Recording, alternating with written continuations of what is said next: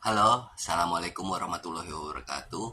Perkenalkan, nama saya Maulana Haldira. Saya adalah mahasiswa dari Poltekkes Jakarta 3 dengan jurusan fisioterapi. Pada kesempatan kali ini, saya akan membahas tentang apa itu fraktur spine. Teman-teman pasti sudah tidak asing kan dengan kata frakturnya sendiri. Jadi, sebelum saya menjelaskan apa itu fraktur spine, saya akan menjelaskan tentang apa itu fraktur. Fraktur. Jadi, fraktur adalah kondisi di mana tulang mengalami kerusakan, baik itu patahan, dislokasi, ataupun retakan. Dan ini dapat terjadi pada kondisi tulang yang terkena penyakit, eh, atau yang disebabkan karena kecelakaan, karena aktivitas kerja ataupun berkendara. Pasti di dalam keseharian kita pernah menemukan dong, entah itu dari teman kita atau keluarga, keluarga kita, pasti ada yang mengalami sebuah patah atau retakan pada tulangnya karena baik itu cedera ataupun kecelakaan tadi. Nah, itu dalam ilmu kesehatan atau medis itu disebut dengan fraktur. Nah, untuk fraktur spine-nya sendiri, apa itu fraktur spine? Saya akan menjelaskannya.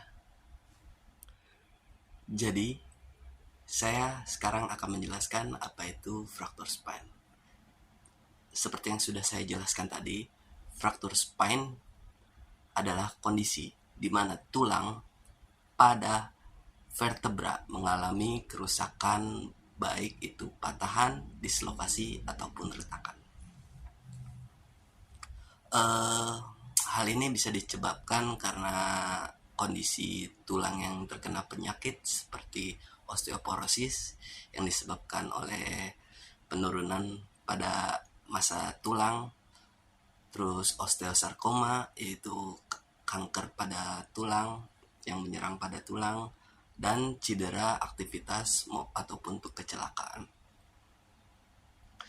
Oke, fraktur spine dapat terbagi menjadi tiga berdasarkan posisi dari kerusakan tulang tersebut. Dapat dilihat di gambar di sebelah saya ini. Nah, itu adalah uh, posisi dari tulang vertebra. Baik, dari yang sudah dijelaskan, fraktur spine dapat terbagi menjadi tiga berdasarkan posisi tulangnya. Untuk yang pertama, bisa dilihat dari gambar yang di samping ini adalah fraktur dari cervical, di mana fraktur yang terjadi pada bagian tulang vertebra cervical. Ini ada 7 tulangnya, bisa dilihat.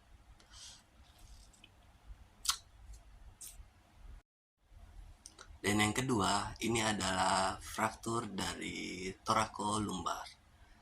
eh, Panjangnya itu letaknya itu di sepanjang tulang vertebra torakal. Ini ada 12 sampai dengan perbatasan antara tulang thoracolumbar, torakal dan lumbar.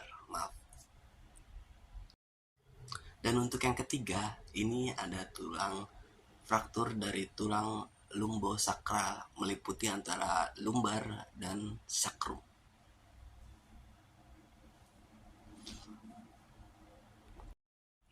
Nah, untuk selanjutnya saya akan membahas secara spesifik tentang fraktur dari servikal.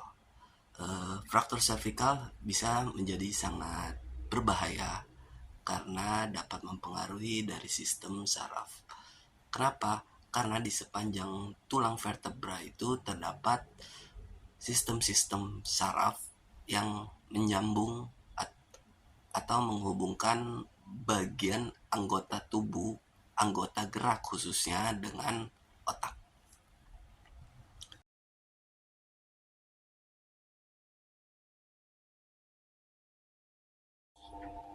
Untuk selanjutnya saya akan menjelaskan tentang fraktur dari servikal ini dapat menyebabkan beberapa masalah sesuai dengan lokasinya.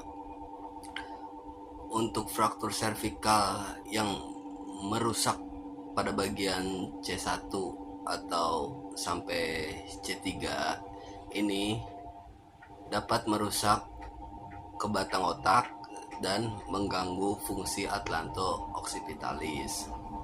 Untuk fraktur servikal yang merusak pada bagian C3 sampai dengan C5 ini bisa merusak pada nervus phrenicus sesuai dengan fungsinya.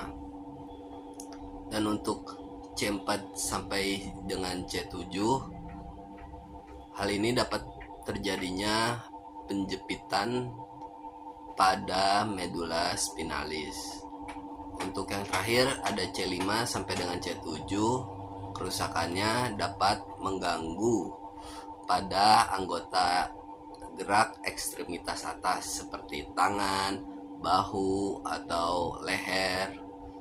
Itu bisa terganggu semua.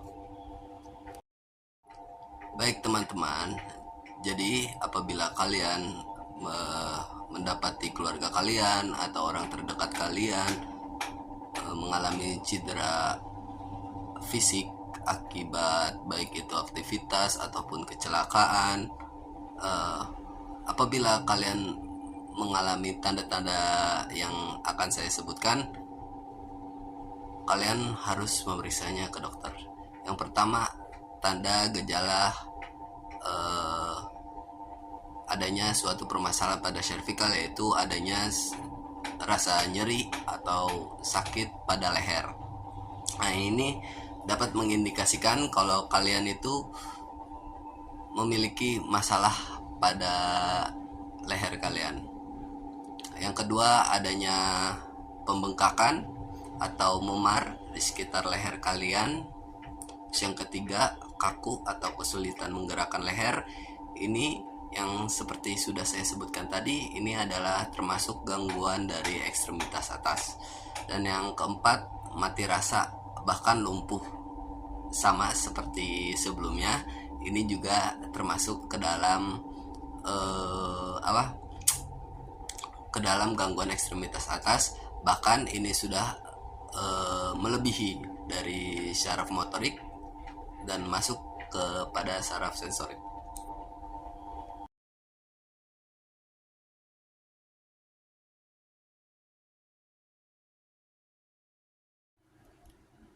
Baik, nah jadi kalau teman-teman atau orang-orang terdekat kalian mengalami tanda atau gejala yang sudah saya sebutkan tadi, ada baiknya kalian harus membawanya ke dokter. Dan setelah itu jangan lupa untuk melakukan rehabilitasi supaya fungsi dari fungsi otot atau gerak tubuh kalian itu bisa kembali seperti semula. Ya, mungkin itu saja yang bisa yang dapat saya sampaikan. Kurang lebihnya mohon maaf. Wassalamualaikum warahmatullahi wabarakatuh.